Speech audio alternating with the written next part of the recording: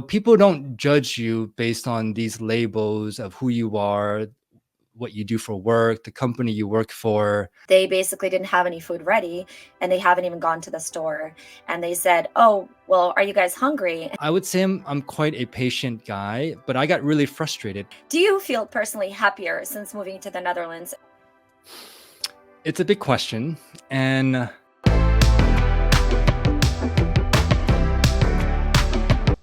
Hello, everyone, and welcome to another Dating Beyond Borders podcast.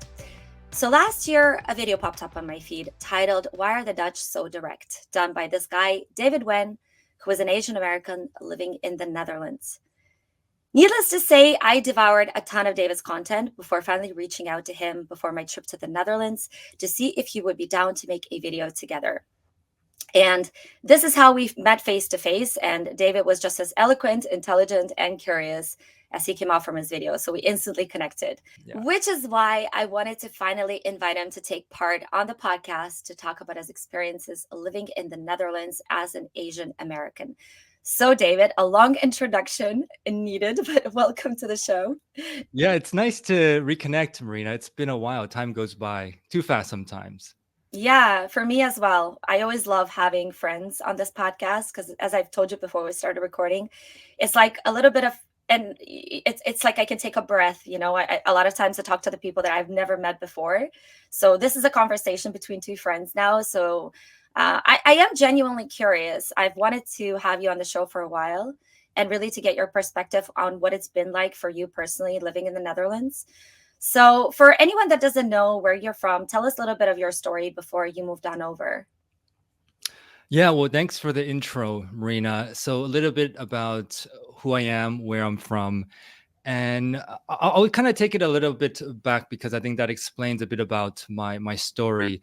I'm from California, born and raised to immigrant parents who came over to the U.S. to pursue this American dream. And they came over with no education, no money, for a better life for not just themselves, but also their children. And so I'm very grateful for them and that opportunity. And so I was born and raised in San Francisco with the mindset that education is going to be extremely important for you to help you find a job, stability, career. And so kind of went on this path of pursuing education, studied economics in LA, and eventually went into the world of public accounting, consulting, and finance. I got to a certain point in my career and age in my mid-20s where I felt like I had what a lot of people wanted in terms of this American dream, yet I still felt so unhappy. In a way, I felt very ungrateful. And so I started searching more about why I was so unhappy. I learned more about myself, but also learned more about the world through traveling. I spent a year traveling with my backpack, and that opened up my eyes to different lifestyles around the world.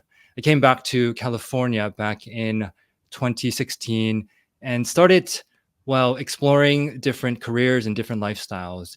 And I remember I had studied abroad in Spain back in college, and I always wanted to come back to Europe because the life seemed so very different compared to the American lifestyle. People were always traveling. They seemed like they had a lot more time. And eventually I decided I want to try out Europe. So I tried to find a job in Europe, but it's actually quite difficult, especially if you're trying to change careers. So I stumbled upon a master's program in the Netherlands, and that's what brought me to this country back in 2018. Back in 2018. Long story short, finished that 1 year program, enjoyed the program, found a job in up here in the Randstad, moved up here, and a few months later, COVID happened. And then fast forward now, it's been about 5 years, and I'm still here, but I'm very happy being here. Such an interesting story. I think a lot of people can probably relate to that, like working a job that they had worked really hard, they had studied really hard to get, and then just being dissatisfied with their life and then not really understanding what to do about it, right? So many people are caught up on this trap of work, and then just waiting for the weekend or waiting for that 1 week vacation. By the way, how many vacation days do you typically get in the US? Well, that really depends. There really isn't a federal minimum, and it depends on the company. But the average, it's still around 2 weeks. But as you may know, Marina, that the US is a country where they have the most unused holidays, meaning even if you get 2 weeks, most Americans won't even take the full 2 weeks. But the average, it's still around 2 weeks. But here in the Netherlands, the minimum is around 20 days. So that's about 4 weeks. But many people get more than that 20, 25 days, 30 days. I've heard even up to 38 plus days. Why is it that people don't take the full 2 weeks? Oh, that's a big question. But to answer that, I think back to my first job. I was working at a public accounting firm called KPMG. And I remember taking my first vacation to this very rural village in China. But I brought my laptop with me at that point in time because I felt like I would be behind in emails and work if I wasn't working. And I think a lot of people don't take their vacation days because they feel like they have a lot of work to do. It's ingrained in the culture to work. And so, at least for myself, I can only speak for myself and my friends. People don't take their vacation days because one, it's not part of the culture for everyone to take their vacation days.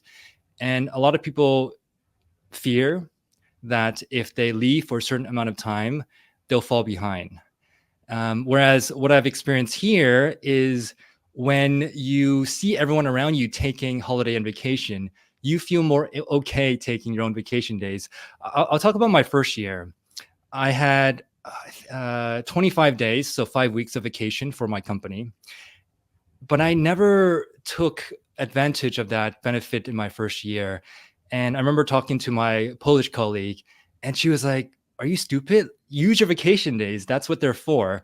But with my mindset, in the first year, you're not supposed to take your vacation days. You want to prove yourself. You want to work. But then I met a lot of other colleagues, many from Europe. They were taking the vacation days even in their first year.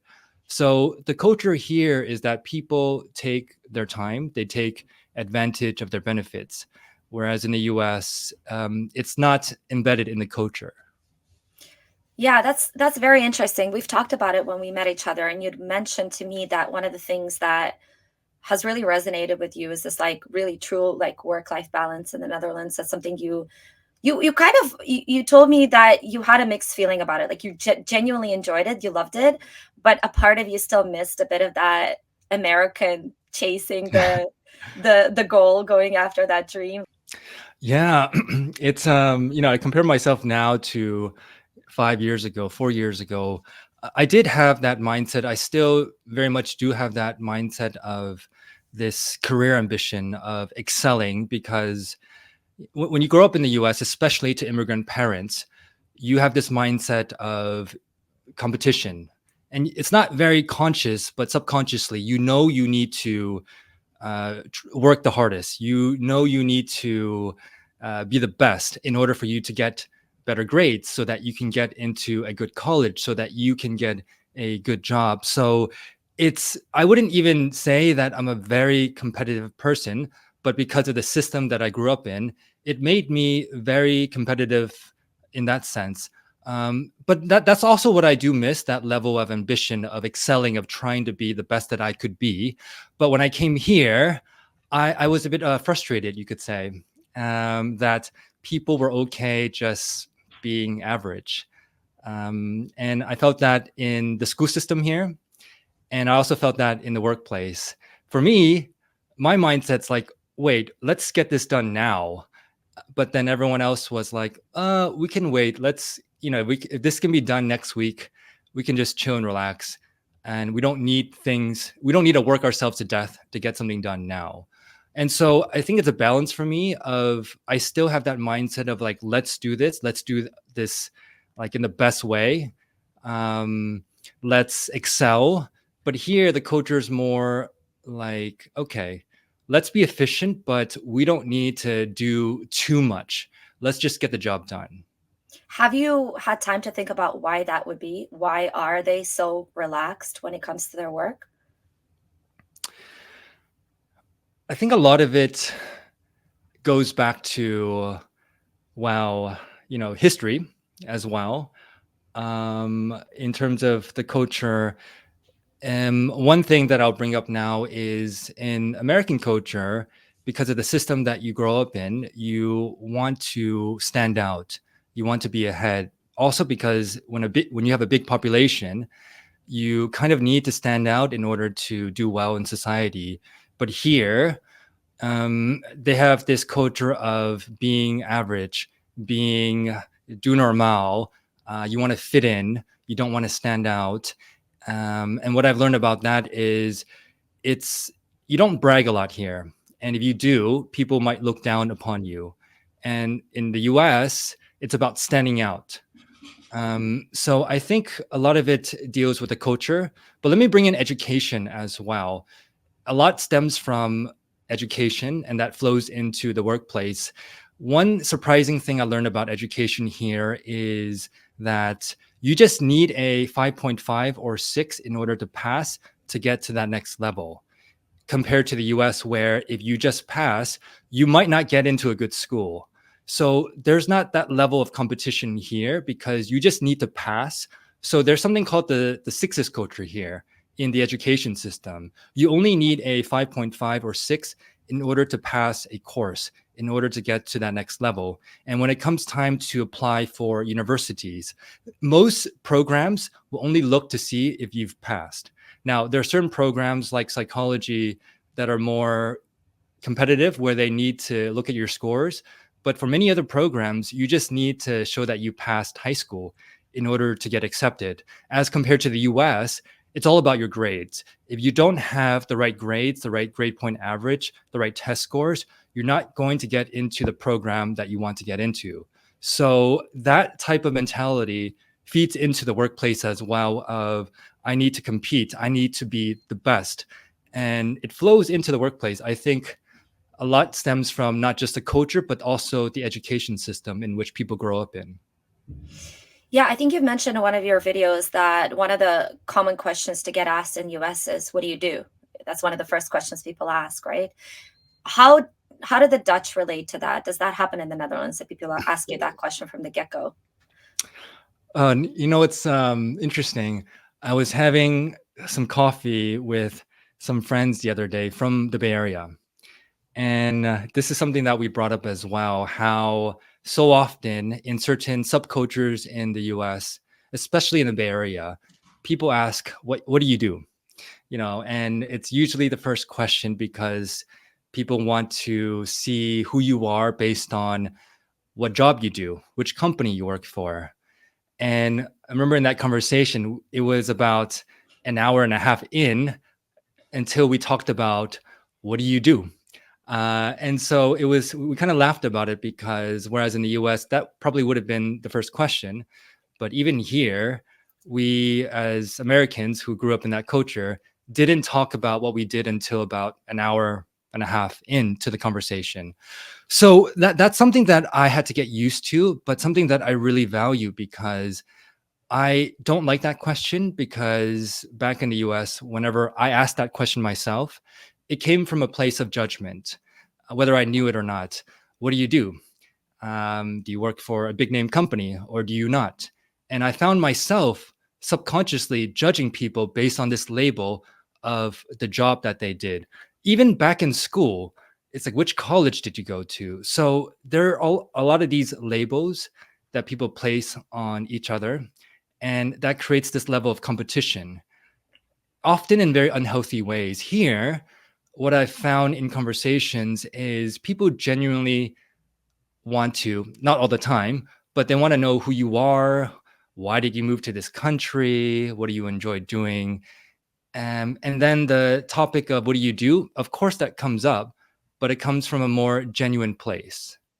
For me, it would be interesting to find out a little bit more about, any differences that you've noticed working in the American versus Dutch environment besides just, the work-life balance. Is there anything else that comes into it? Maybe communication differences as well. Differences between American and Dutch working culture. One thing that I'll point out is that while I was here, I have been working in a more international context. So I've never worked fully for a Dutch company, but I know of people and friends who do, and they've told me some differences. But of course, even the international company that I worked for was, and of course, is heavily influenced by Dutch culture. One thing that comes to mind is how decisions are made. In the US, there is a lot more hierarchy in terms of how work gets done. For example, there's different levels, and usually the person at the top, the VP, the director, the manager, will make the big decisions. Whereas what I've noticed here, even in a more international Dutch context, is it takes a longer amount of time for things to get done because there's more consensus. Mhm. There's this consensus type of culture in terms of decisions here, where people ask for input. What do you think? What about you? What do you think? And so you could argue the pros and cons. It takes longer to get things done, but often the argument is that you get the input from everyone to get to a better decision. But I've found that things happen a lot slower here as compared to the US. And that's one big difference. Decisions are made by more of the group here as compared to one or a few persons in the US. And when you mention communication, I would assume that you are pointing to the Dutch directness piece of it. um, and at the very beginning, I didn't realize well how direct that Dutch were. When people talked about Dutch directness, I didn't really see it until I paid a bit more attention because I assumed directness, correlated and related with being rude. And then I didn't really encounter many rude people. But actually, what I've learned about directness, it's not about being rude. It's about being honest and speaking your mind. And so that's the big realization that I had because I heard about Dutch directness and I equated directness with being rude. And so I was looking out for rude people, but I couldn't find them. But when I learned about directness, it's really about honesty. And I have found the Dutch to be very honest people. They will just say things as they think. They won't sugarcoat anything. I think in American culture, it tends to be a little bit more. You're kind of going around in a little circle, and especially in Asian cultures, it's like going in a big circle. Whereas the Dutch, they get straight to the point, like right there. It's all about efficiency. So I have seen this in the workplace and with the Dutch people that I've worked with. And I've also seen this with friends who are Dutch as well. They'll just say something that's on their mind and get straight to the point. On the flip side, though, has that ever been jarring to you where you'll ask a question and someone will just say, "Yeah, well, I don't know," or you don't look great today," or "You look tired today," or "I think so and so." Like, has that ever been like, okay, too much honesty for me? Yeah, it's a good point, and I think back to what I do in a profession. I do trainings, and there was a training that I led about cultural differences in the workplace. And we had a group of around 10 people from different nationalities, some Dutch, also many internationals as well. And this topic came up. And what a lot of internationals pointed out, and some of these internationals come from more indirect cultures. And they told the group that there's been many times where they've gotten very direct feedback in terms of a work project, like this was like, I don't like this. And they felt very surprised because it was so direct. And then we asked the Dutch people, did anyone ever give you any feedback that you were being very direct? And they were like, no, like we didn't hear any of this. And I think that goes to the point that when it comes to these miscommunications, the Dutch, they're just speaking their minds, they're being honest. But for many cultures, they're not used to this direct feedback, like, I don't like this, please change it. And it's not like it's right or wrong, it's just miscommunication based on cultural differences. And for myself, I have slowly noticed this as well, where people will just say, I don't like this. And whereas in American culture, it's more like, I don't think this is really the best idea. How about this? It's not like I don't like this, please change it. It's more you kind of going around in small circles. Yeah, that's very interesting. I've also, talking to Dutchies, something that they and something that we did a video about and it got a lot of views is how they find Americans to be fake and over the top with, expressing their emotions and saying, I love this or I love you or how are you and or I love this on you and stuff like that. Have you had those conversations with Dutch people? A few. Yeah, and people have also said this as well, where I get two sides. People who have said they don't like how superficial American culture is, because if someone asks you how you are, they really don't mean it.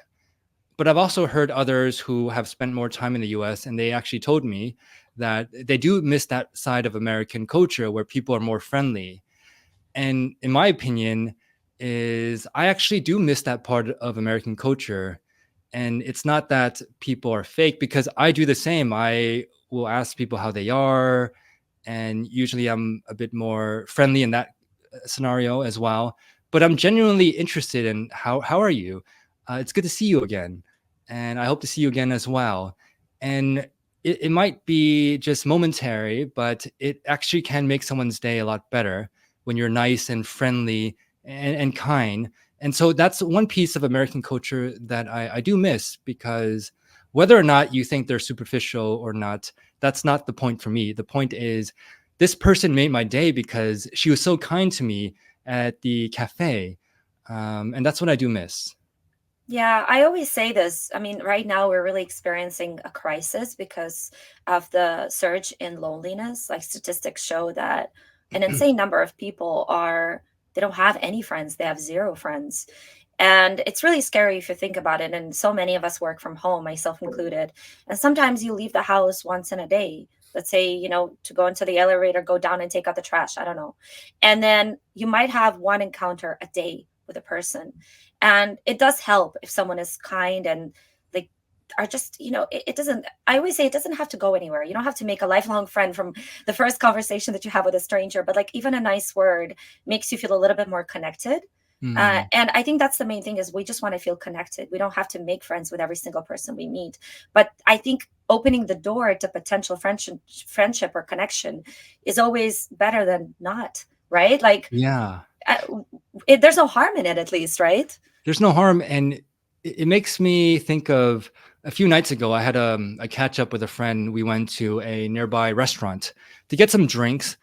And the waitress, she was so friendly and so kind, but not in a very intruding way.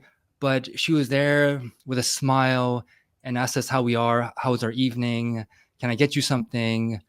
And that stood out to me. When we paid, I thanked her, and of course added some tip as well. But I thanked her for her service, because that's something that I think is really important, that I do miss about the US. And you could say that people are friendly because they're looking for tips, but that's not always the case, because in my opinion, in a restaurant, a big part of it is also the customer experience as well. And so, it doesn't cost much to say a few words of kind words, but it can make someone's day. Yeah, I think it's really important that you mentioned the experience. For me, it's not about just someone bringing the food over and plopping down on the table. I've had experiences where people just didn't even smile in the process, and it kind of Mm. puts a dampen into your day. But do you find that Dutch people typically are not very friendly? Like, how is the customer service actually? Let's talk about customer service because I felt like that was a big pain point for many expats. What do you personally think? Yeah. Well, are Dutch people friendly? Yes. Um, at least the people that I've encountered, they've been friendly. And also, I think you can find friendly and rude people in all cultures. But as a whole, I've tended to surround myself, at least, with kind and friendly people. But when it comes to customer service, that's something very different. I've had frustrations with service here, and that's only because I compare it and it's relative to my experience back in the US. And that's actually where I started. I come from a family. My mom has worked in hospitality. One of my first jobs was working in a restaurant and in retail. And in the US, you're taught to provide a great customer experience. The customer is number one. The customer knows best. And so that's the level of service that you see all over the US, whether it's in a restaurant, in a clothing store. But when I came here, I was, well, you could say a bit shocked because, and I know people don't work for tips here, but still, for example, yesterday I was at a cafe and I was working with my laptop and, I ordered a cappuccino and the girl was like, okay, I'll get you a cappuccino. And, I was like working pretty hard. And then after a while, I noticed, okay, half like 20 minutes just went by and I stared around the cafe. It was half empty, and the girl was just talking with her coworkers.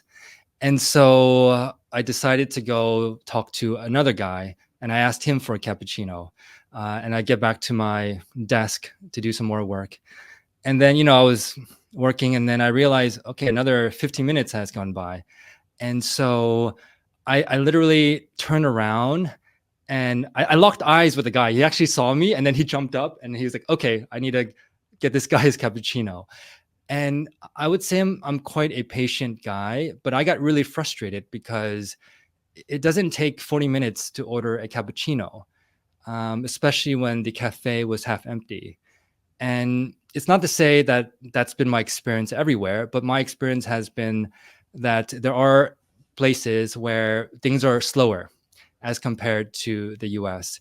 And of course, things are relative, and people will say in the US, oh, people are only friendly because they're looking for tips. But that's not always the case. I worked in retail in the US. You don't get tips, but you're taught and you're trained to provide a great customer experience to any customer that comes in. Yeah, I 100% agree with you. I think, yeah, definitely we have a huge tip culture. For anyone watching the video, we're going to get those comments. Yeah, of course, well, 18% tip. But I think in general, that's something you really get used to. People often ask me, because I moved to Canada when I was 12. Do you feel more Russian or do you feel more Canadian? In light of current political situation, I feel more Canadian. Um, but, without going political, I feel Canadian when I travel abroad because I'm really aware of how different it is around the world when it comes to customer service. And yes, as entitled as they may seem, I do believe the customer may not always be right, but getting good service is just the normality for me, So I'm always on the lookout for, like, when I get treated badly, I'm appalled, because it's not something you're used to living in Canada. You always get good service, always. So that's just the norm living in North America. And yeah, I mean, I've had some weird experiences when I was in Germany. I just had a really bad one in Mexico, but that it's another story. But it really, like, reminds you that this is not the norm around the world, getting good customer service. And by the way, that is not to say, I think, like, customer service is quite good in Mexico overall. People are very polite and friendly, but in Europe it can really vary. Even in friendlier countries like Italy, where people would assume people are just so friendly and nice, but no, customer service can be, I've gotten yelled at in Mm. Italy for asking twice why I couldn't get coffee. A guy literally yelled and said, "Didn't I tell you the machine is broken?" But he was Mm. speaking Italian, so I couldn't understand him. But anyways, I have a question to you. So we just had the list come out a few days ago about the happiest countries around the world, and the Netherlands came sixth on this year's list. And I polled my audience to get their perspectives on whether or not they feel happy in their countries. Of course, Finland came first, I think seventh year in a row at this point. But do you believe that the Netherlands should be on the sixth place, or should it be somewhere in the top five, on this list of the happiest countries, personally? It's a good question. I have a quick question back to you. What did your audience say? So I mostly got answers from people living in the Nordic countries. I Mm. think people living in the Netherlands were more content than people living in the Nordic countries based on the small poll size, obviously. But um, I think it wasn't about happiness. It was more about being content and satisfied. I think happy is a very strong word for it. And so like Mm. it's more about the safety and security and just feeling like you have enough. But like going out and just yelling out, I'm super happy, no. So it's an interesting question because I think a lot of people get confused over the word happiness. But if we look at how Gallup defines happiness, it's based on well-being, and they define well-being as part of, well, life evaluation, positive emotions, and negative emotions. And for this happiness ranking, they only use life evaluation because that's more stable. Emotions can vary. And this life evaluation, it's based on factors such as social support, which is your family, friends, social connections. It's based on GDP per capita, how much income you have in the country. It's based on generosity. It's based on life expectancy. It's based on corruption. It's based on Freedom. freedom. And so these are the 6 factors that they use to measure happiness. And when you think about what makes people happy, I also think about, do you know about Maslow's hierarchy of needs? I do, but run me Well, run it's it through kind me. of like this hierarchy of needs, and the very top, it's self-actualization and purpose. But before you can think about things like purpose and meaning, you need the foundations of security, food, safety, shelter. So, in many ways, these Nordic countries, the Netherlands, they fulfill these basic fundamental needs of having a social support system, having freedom, not so much corruption, and all these like factors that contribute to someone having a satisfied life. So in a way, are Dutch people happy? As a whole, I think yes, because they have all these factors that are built into the system that allow people to have their fundamental needs met, and that allows people to then think about other things such as what's the meaning of life. Because if you have corruption, if you don't have a house, you can't feed yourself, you can't think about all these other factors. So yes, I do think as a whole, Dutch people as a nation are happy based on how Gallup defines it. Yeah, thank you for breaking it down, and I think you're I mean, you're definitely right. I think that it's very interesting to hear answers from people that live in these more developed countries like Switzerland or Sweden or the Netherlands, to say that people are always complaining. They're always saying this is wrong and that is wrong, and I think you just nailed it. It's because there's nothing else to, like, all your basic needs are taken care of, right? You don't have to worry about getting shot on the street or about getting home at night. You can walk safely. You don't have to worry about getting food on your table. And so when those basic needs are taken care of, our brain looks for other problems to solve, right? Because we're always on the lookout for problems. If not, we would have gotten eaten by the lion, right? So we need problems. And so then if those basic needs are taken care of, then we start thinking about, but am I really happy? Like, genuinely, am I satisfied? What do I want my life to be in the perfect scenario? What is missing in my life? Like, people surviving, they don't have the time, the energy, or the capacity to think of those issues. So I think that answers, for me, that answers the question of, like, why are people complaining in these countries? Potentially, of course, it has to do with the weather, and maybe things are maybe a little bit regulated. Maybe there's not a bit of a lack of spontaneity in people's lives as well. That could be a bit of dissatisfaction with that, or maybe just a bit of individualism as well, that, you know, makes for a lonelier society, which is where I think a lot of dissatisfaction arises, at least with the Nordic countries, maybe a little bit less with the Netherlands. But Mm. yeah, what do you think about that?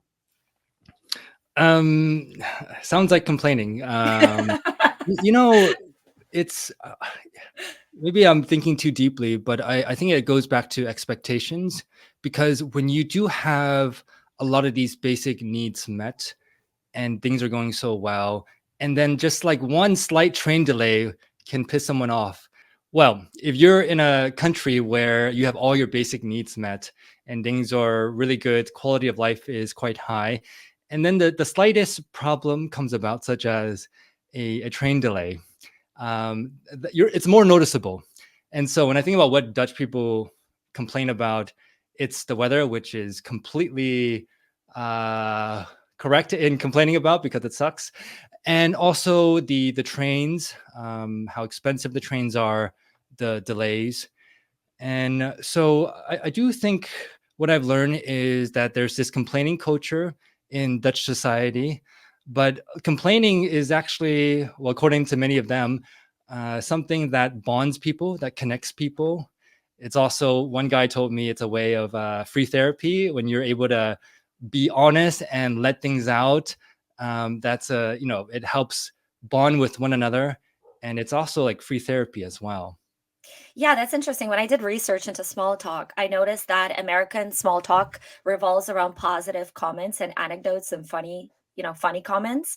Whereas like Europeans, a lot of them bond over complaining, especially like when we talk about Eastern Europe, like Poland, or I mean, Poland, Central Europe, Eastern Europe. But in general, like a lot of Europeans, they bond over complaining, which is really funny. So it's funny to me that you mentioned that. Yeah, I guess when things are so, you need some things to complain about, but then there's like, it's like a balance, right? You don't want to complain too much. But yeah, what I found, at least also from the comments on YouTube, is that people do complain, but what they also appreciate is a different perspective, because then they start to realize how good things are in their society. When an outsider comes in, is like, oh, this is great, this is great. And then they also realize, oh, we are complaining way too much about certain things when things are actually quite well in this country. Yeah, I think when they've done some research, they've noticed. I think when the well-being or I suppose, the quality goes up for everybody around you, it's not that noticeable as well. I think when you have less tasks that take up your time, in general, you have a lot more time to to think about things that could be better. Someone has said that back in the day, if people's lives would get better, if we had total safety, we never had to worry about anyone else getting killed, would we be happier? And they said no. We would still complain about other things because then our comfort level would be even bigger. Hmm. Anyways, that's Yeah, it's an me interesting point, overthinking. and it's Overthinking. no, I think it is very interesting point that we could dive hours into. But I think also when you do struggle, it can help you build a level of resilience that you may never have had when you go through. And if you look into the science, when you do hard things, when you struggle, and hopefully you're able to survive that struggle, that's how you build resilience. And so, yeah, I don't know if it's a topic we want to dive into, but you have a We good just kind point. of went into it. Yeah. Do you feel personally happier since moving to the Netherlands? It's a big question as well, but I don't know if there's a way you can answer it. It's a big question. And overall, yeah, I think that's also a big reason why I'm still here. And of course, what I do miss is that social support, like family. That's the biggest component that I miss. I miss family. I miss friends from home. But overall, I really appreciate the lifestyle here. I appreciate the fact that things move slower here, because there's a bigger emphasis on freedom and time. And there's a lot of things I could talk about, but people value time here more than money. And it took me a while, and it's still taking me some time to reframe and to change that mindset, because in the US, there's a bigger focus on money, status, more these extrinsic motivation factors. But here, there's a bigger emphasis on freedom and time. And what I've learned about myself as I also get older and wiser is time is the most valuable resource that we will never have. And I think back to what people will regret at the end of life. And if you look at even the studies, people regret working so hard and so much. The most important thing at the end of life is quality relationships that you have with loved ones. And I've realized for myself, I want the time to spend with loved ones.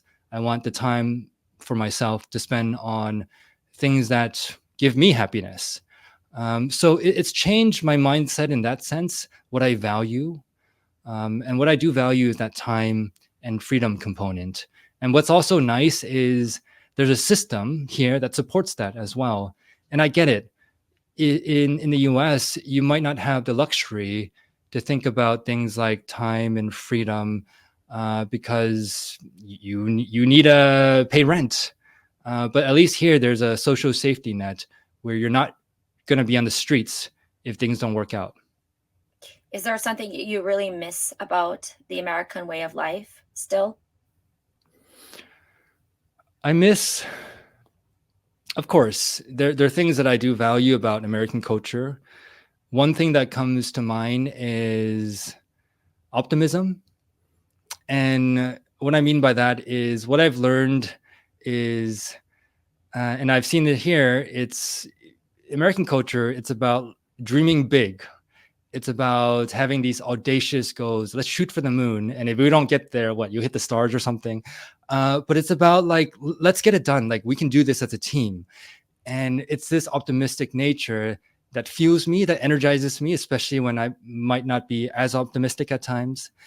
And I realized that's a big part of American culture that I do miss, this optimism. We also talked about the friendliness of American culture, whether it's fake or not. I do miss that. I also miss the drive for excellence. And I do think it can be toxic if it's too much. But what I do value is striving for excellence and doing better. And it's not about like being perfect, but it's that, striving to be perfect, not necessarily being perfect, but that it's the journey getting there. And I think at least that type of mentality has helped me get to where I am today. And I look back on, who I have become. A big part is due to that American mindset of being optimistic. Let's be excellent. Let's strive and try to be the best that we can be. What were some of the hardest things for you to get used to? Slowing down. And because relating to, I grew up in this culture of striving for excellence, and it can be too much. But I've learned what balance truly means. When you're not in Europe and you're in the US, you hear about all this balance in Europe, and you don't really understand what it really means until you experience it. And it took me some time. It took me years, and I'm still learning what that means. But, balance for me means it's okay for me to still strive for excellence, but it's like kind of toning it down just a little bit. And I'm not going to be someone else that I'm not. I'm still going to strive for excellence, but I'm also, I don't need to spend all my time at work. I can balance it out with other areas of life. And so that's how I've changed in terms of finding more balance. That yeah, I can strive for excellence, but it's okay if I don't get there. People often say that Dutch people are quite hard to make friends with. What have you experienced? I think making friends in general as you get older becomes harder and harder. Great point. When we're young and in our 20s, early 20s, even for myself, a self-proclaimed introvert, it was a lot easier to make friends. But I think that's the big factor. Once you get older, it's harder to make friends. And I get what people are saying, because unlike certain other cultures where it's warmer, it's not as easy to meet friends because people already have established groups here, and they're not as willing to like, hey, come to my home for a dinner. Everything's very planned out. People already have their friend groups. So I do get that. And as compared to other cultures where it's warmer, so I do find it, I'll take a step back. I get that, but I think also me being an international here, it's been also easier to find friends who are internationals. But I have met certain Dutch people who have invited me into their circles, and I'm very grateful for them. So I do think it takes a bit more time, but I think once you do find that group, it's really about quality versus quantity. Yeah, very interesting. Have you been invited to anyone's house? Have you gone to any Dutch parties? I have been invited to people's homes, and I've met some good Dutch friends and one really good one, and we organized dinners as well with Dutch and internationals. But yeah, I have been invited to people's homes, and I get where you're going with this as well, Marina. So I'll let you lead me there.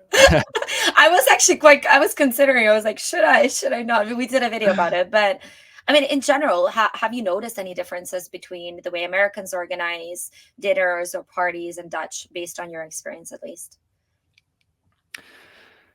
Yeah, you know what I'm thinking about? There's this map of, maybe you've seen it, that's been distributed over the internet, of in Europe, if you go to someone's home, will you get fed or not? And in the Netherlands, it's shaded a color where you don't expect food when you go to someone's home. Whereas if you go to Spain or Italy, they're going to give you food. So I think it's similar in the US.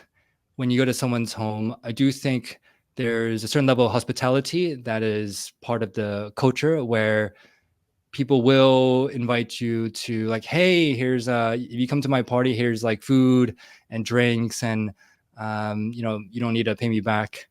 Here, what I've experienced, at least, and okay, I'll take a step back. I think this also depends on age as well, because I have been invited to certain house parties when I was in my master's program, and where you had to bring your own drinks and food. And of course, there's that like sharing culture.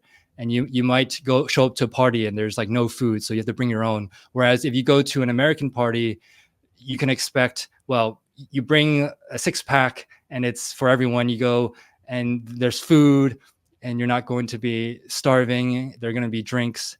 But I also think as you get older, and what I've experienced here is, yeah, I have been invited to Dutch people's homes, and I have been, given tea, food. It's not going to be as extravagant, but when you're young and broke, you might not have the money to treat people. But once you get older, I think what I've experienced here is like, yeah, you will get, treated. It might not be a whole feast, but you will get treated. Yeah, I just wanted to tell you a little bit about my experience. Again, I think this can really depend, right? It depends on on who your friends are, and as you said, the age group as well.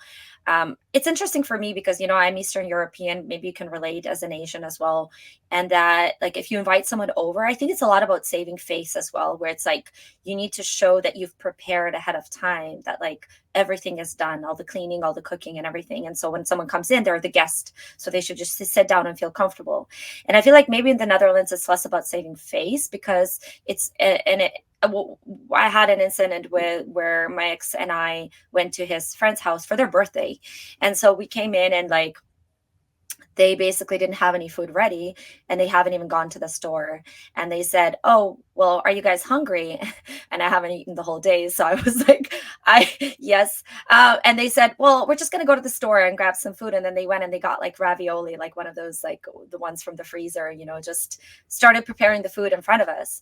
And for me, I mean, for my ex, it wasn't an issue because he was Dutch. And so for me, that was like a culture shock, because I was like, oh no, like if you invite someone and you're Eastern European, you would never do that, and you would never cook in front of people. Like you would always do it well in advance.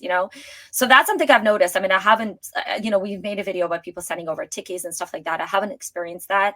I've talked to people that have experienced that, Dutch people at that. So those are real stories that, people have been like really appalled at those stories. I think they do happen. I don't think they happen with everyone. There's levels to it. But definitely like I think in the US or in Canada, there's just more of an expectation that if you go to someone's house, as you said, like alcohol is for everyone. I think in the Netherlands, if you buy alcohol, probably you're going to be drinking it. At least that's what I've experienced. And if there's no mention of food, most likely there's not going to be any food, or at least not any real food, maybe something like chips or things like that. Mm. Right. But I think like coming from like Eastern European and Canadian culture, it's just assumed that if you're invited over, there's going to be food there. It's just something that, and as I said, probably in Asian culture, it's the same, right? Yes, I think this is a very important point to make, because going back to labels, in Asian culture, there are labels, saving face. Also, in American culture, there are labels as well. What I have found to be very freeing about Dutch culture is people don't care as much who you are, what you do, and these labels as well. So it goes to how people dress, what people do. Will people think this if I don't give them food? People don't judge you based on these labels of who you are, what you do for work, the company you work for. And so, and that's very freeing. And it goes back to even food. If someone comes to my home, I'm not immediately thinking about how can I give them food to provide this certain level of hospitality where it makes me look like a great host. I don't think they care as much about that. And I think that's very freeing. And that's what I do appreciate about Dutch culture. Yeah, I agree with you. I think, I mean, hospitality is a beautiful thing if done from the right place, but I think in many cultures around the world, it's so much about appearance as well. It's avoiding people talking about you and saying she was a bad host. And I know this happens. People talk behind your back. I don't know how it is in the Asian culture, but definitely like Eastern European people, and I know Middle Eastern people, it's it's really important how you treat your host. There's etiquette, whole etiquette around it, right? Yeah. Oh yeah, people do definitely talk and gossip, and especially more in, I would say, certain cultures. In especially in Asian cultures, it's really like who you are. You have even bigger labels in Asian culture, and so you do everything you can to prevent, well, you looking bad for yourself, but also bad for the family and your social network as well.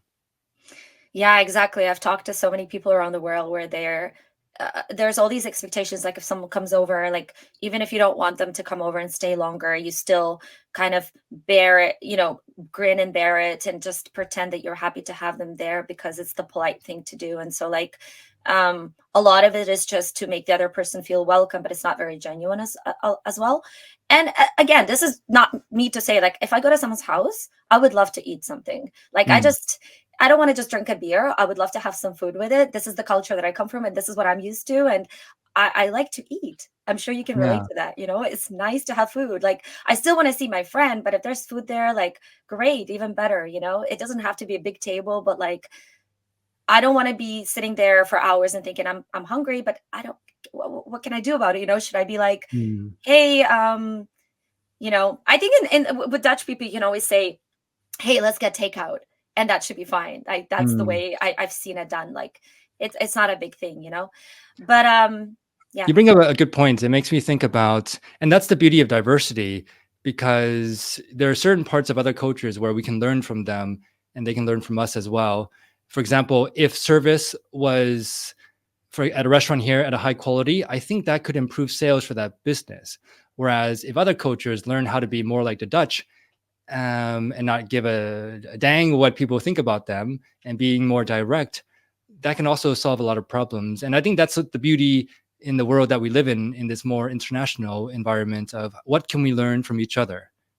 exactly. I never think there's a right or the wrong or a wrong way to do something, because we tend to idealize cultures, or we tend to stereotype cultures as one way, and that's it. But I think there's qualities about different cultures that I personally love, Mm. and I do love the honesty, and I do love um saying what you think and not promising things because that's the expectation, as a lot of cultures do. Like Latin American culture is all about making promises and over promising things that they will not deliver, like making plans that never come to that never happen. So I like that quality, and I love the hospitality in other cultures where it's like you just feel welcomed and you feel treated. But Mm. again, it's never just like black and white. Like hospitality is good, no hospitality is bad. It's like, but why are these people hospitable? It's not so simple. Even if it's subconscious, and it's what your parents taught you.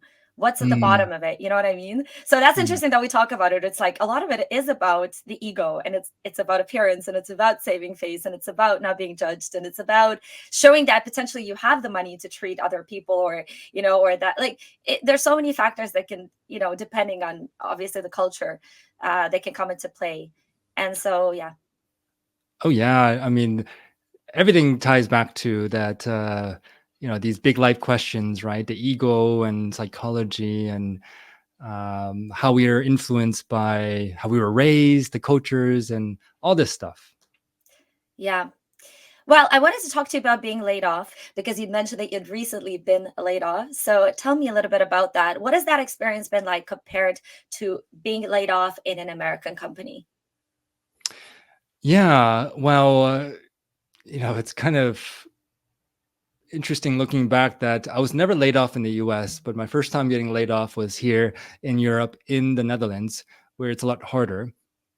But of course, it was a very emotional experience. But one thing that got me through it, and it was still fairly recent, is that I knew that I wouldn't be gone the same day or the next day, and that there's a process here, that people have rights. And so I went through the process of getting laid off here, and there's this back and forth, like, negotiation between you, a lawyer, the company, about getting you the best package, and then you sign, and it's like you're not gone the same day or the next day. There's a process, and I know people that have fought the system, um, but it's really about what's a win-win between you and the company. Of course, businesses will lay off people, especially when economies are not doing well, and that's completely understandable. But what I do appreciate here with the rights here is, one, how you just can't let go of someone on the same day, because when the US, I have seen and experienced and survived many layoffs where people are gone the same day, and often a lot of people don't have severance. They don't have a good package. They don't have healthcare here as well. That's another big one too, because a big one topic is healthcare. When you get laid off in the US, healthcare becomes a big factor because it's so expensive, and healthcare is usually tied to the company. But here, most people pay out of pocket for their own healthcare. It's a rarity that a company will pay for your healthcare here. So people will pay 150 euros, 175 euros per month for their healthcare package. So when you get let go, it's not like anything really changes. It's just you continue paying for your health insurance, and it's like 175 euros, 150 euros a month. So these are factors that, now that I've experienced, it goes back to, are the Dutch happy? I think the Dutch are happy because of these foundational needs that are met by the system, the rights, employee rights, a social safety net. Now I can say that I can truly understand what a social safety net actually is, because I've gone through certain scenarios and situations. Yeah, that's very interesting. I mean, I feel like it's quite similar to Canada in many ways because in Canada we get free health insurance and so we never have to worry about it. Like I can't imagine being working for myself and living in the US because I just wouldn't get health insurance. I don't know what I would do if I had like a, you know, something started hurting if I had to see a doctor. Probably go across the border to Canada to fix it. But yeah, that's I think it's really important in whenever we idealize certain countries to say, oh, these people have so much fun, they're super happy and like they're always partying. Well, yeah, but I think it is important to keep in mind that just not being afraid to, walk on the street at night or not being fearful that if you have to see a doctor, you're going to pay a ton of money out of your pocket, or those things really make a difference in your life and in raising a family as well, right? You never have to really worry about next day, which might not make you deliriously happy or wanting to have a fiesta out on the streets, but like it's a good source of just feeling content and not being worried about what the next day brings, right? Yeah, at the end of the day, that's the most important thing. It's the foundation of happiness. I mean, are you happy? That's a big question. But if you don't have these foundational needs met, if you don't need to worry about the safety of yourself and your children, about healthcare, education, time, rights, money, all this stuff, like I don't think you can truly be that happy if you don't have these foundational needs met. Yeah. And, I was going to ask you one last question, but I feel like you've already answered it that, how did the Netherlands change you as a person and how did it change your priorities? It looks to me like you've slowed down a lot and you're worrying a bit less about the status and, achieving the unachievable. What do you think? Yeah, how has the Netherlands changed me as a person? Well, one, it's a bigger emphasis on what actually matters for me, and that's having more time and freedom. And it's been nice to experience a system in which you get more time and freedom as a legal right. The second one is a smaller emphasis on things like money and status and all that stuff. I've also become less judgmental in a way, and meaning I don't compare myself as much. Whereas in the US, I tended to compare myself more. Yes, there's a certain component that is with age, but I also think in the system, you're taught to compare yourself even at a young age, going through education and in the workplace. But here, I never find myself comparing myself all that much. And that's been probably the most freeing thing that I've experienced here, that I don't compare myself as much. And that's contributed a lot to my happiness here. I think that's a wonderful way to end this episode. David, thank you so much for sharing your experience of living in the Netherlands. I think this is going to be very useful for anyone that's considering moving over, or just is weighing their options and seeing what else is out there. Because, just because you're born in a certain country doesn't mean that you belong there, that the priorities align, that the values align, that maybe you would be happier somewhere else, which is in your case, seems to be true. Obviously, it's not without its pitfalls. There's always something missing, no matter what we choose. It's never just rainbows and sunshine, right? But I think values are really important. I think it's important to align on the values in the country that you live in. And I can totally relate to what you've told me. I think getting older as well, like values change so much that you stop chasing as much. Obviously, I'm a workaholic. I love working, but like I also would love a slower pace of life and less about proving something or status or just anything that's fake. I can't stand anything that's fake or something that's not genuine, something that's not real. And I love relating to people on this authentic level. So yeah, I have been considering Europe as well, potentially going back to Europe since I've already lived there. Yeah. I think you bring up probably the most important point is that we're all very different. And it's really about understanding who we are, our values, because you have all these debates about which is better, the US, Europe, wherever. But yes, I think we can all agree that these foundational needs, safety, security, all this stuff, that is extremely important. But there are cultural aspects where I know people that would not like it here, and vice versa as well. I've also met Europeans who are thriving in the US and it fits them. And so it's really about understanding you, myself, our values, and which environment suits us best. And this could change over time as well. So I think, yeah, this big debate, it's always going to be a big debate, but it's really about who are you and which environment suits you better.